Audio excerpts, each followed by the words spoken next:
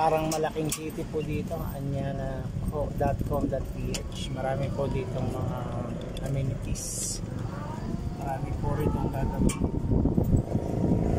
Subdivision, tsaka commercial, shop houses.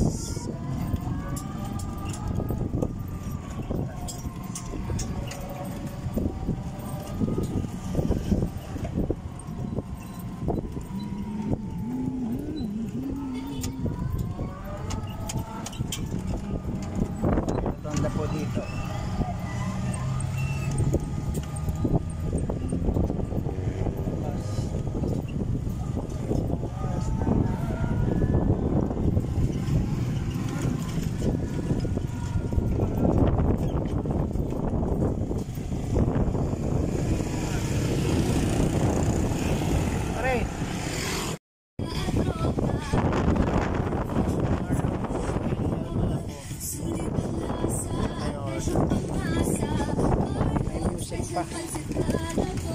Hindi na po tayo.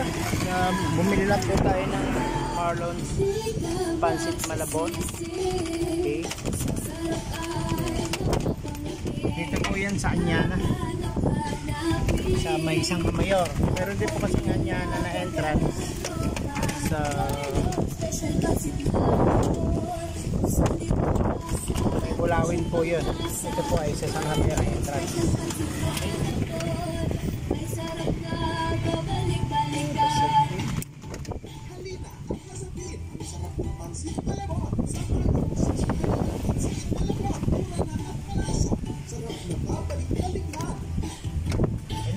Let's go. Ayos na, natupian nyo na.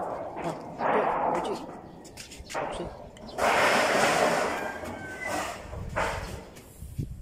Kalahati rin ikakabit. No, hindi natin yun. Wala pa din pala.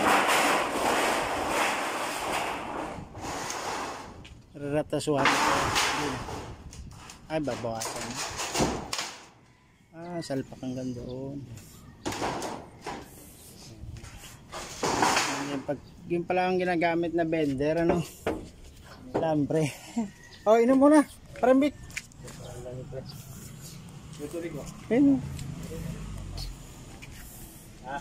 Ito po yung gagawin ko ngayon, yung blocker.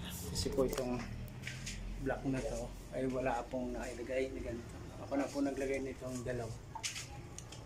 Lalagyan ko lahat ito. Itong pwedeng lipatin ng bagyo. Suporta din po yan sa bagyo. Pag nilagyan ng block. Kabilang dulo lang, no? Dalawang tsaka yung doon. Pero may pako ba ito dito? Saan? Ito. Hindi eh. Wala, laki mo rin. Barinahan mo lang. Barina na lang, no? Kasi mo baka walang laman yan. Ha? Walang laman. Lahat? O malamang dahil hinabol lang yan eh. May bubong na? Wala pa naman bubong noon. Okay, hindi may naman siguro. Pero ba't wala? Ayan mo. Pako nyo yan? Oo.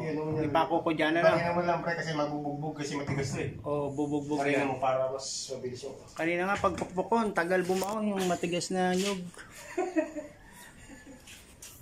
Barena nyo yan. Barena ko na lang dito. Hindi matala ng hangin. Tsaka dito. Eh. Ito rin, lalagyan ding dulon to. Ah. Maigi nga lahat eh, lagyan eh no. Lahat nilalagyan. Dapat lahat. Oo, kaya naman. Para siguro. Pasiguro. Wala nang dapat halos yan dyan eh. Pako lang nagdaran yan dyan. Oo nga no. Saka titigas pa naman ng kahoy. Ito rin, lagyan din daw no. Pasigurado lang. Pasiguro na yan.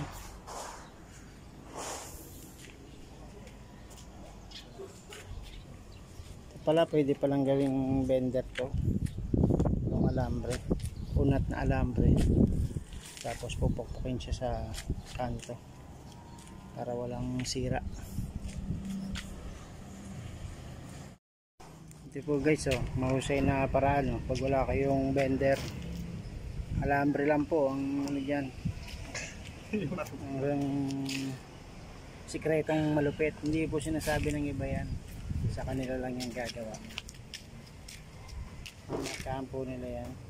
Kung ilan po ang haba. Tapos yan, pupukpukin na.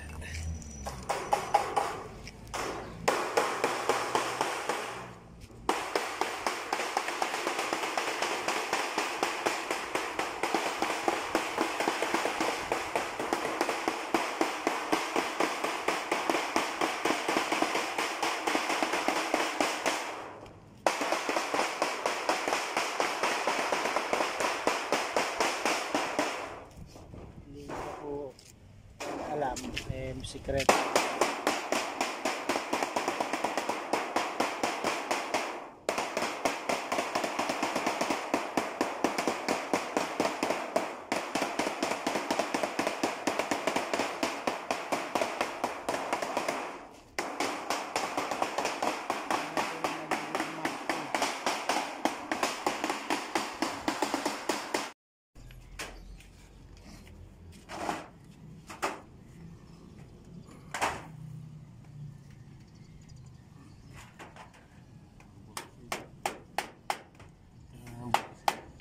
Litro yung bulkasil dyan eh.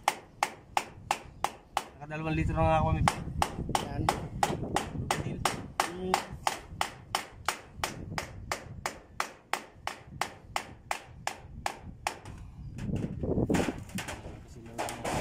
Oo, ito.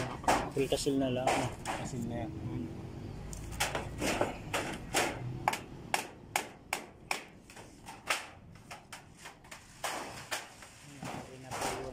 Forma. Alam mo, binintihan pa. Parang dinaan sa blender.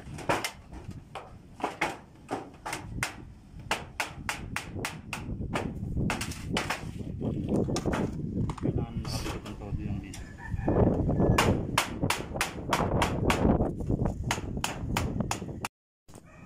Hello, ayan po. Gumawa po ako ng rack dito. Stante.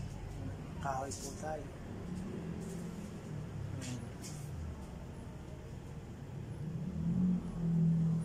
Ayan, ito po.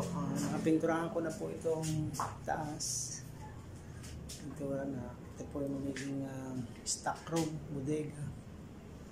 Yan mo nilagay yung mga tools. Ito, may tent dito nakasako. May bintana siya dito. Tapos may bintana din dito. Dito po sa side na to ay half semento, half kahoy, plywood. So dito po ang magiging stockan ng mga gamit. Ayan na, kita niyo na. Pinagtulungan namin ni Carl na gawin. So yun po, ang aking naging activity ngayon ay magpupukpok, magsukat, magpukpok, magliha. Plywood, napakinabangan yung mga plywood na ginamit po yan sa paggawa ng slab. Pakinabangan po yung plywood. Meron na tayong lagay ng carpet. Okay, so yun na lang, i-treat na lang itong semento yung waterproofing o pwede ito i-tiles. Kung sa next na balik natin ay tiles naman natin ito. Mas maganda po ito naka-tiles. Yan po. Tapos gumagawa naman po ngayon ng itong sampayan. Hanap tayo ng pwedeng gawin dito. Sampayan. Po tayo ngayon sa may tapat ng Jollibee Tansa. Ayan po. Ganda po ng tapat ng Jollibee Tansa. Corner lot po kasi ito ng Tansa. Dangamaya. Kaya malaki yung parking space, parking lot.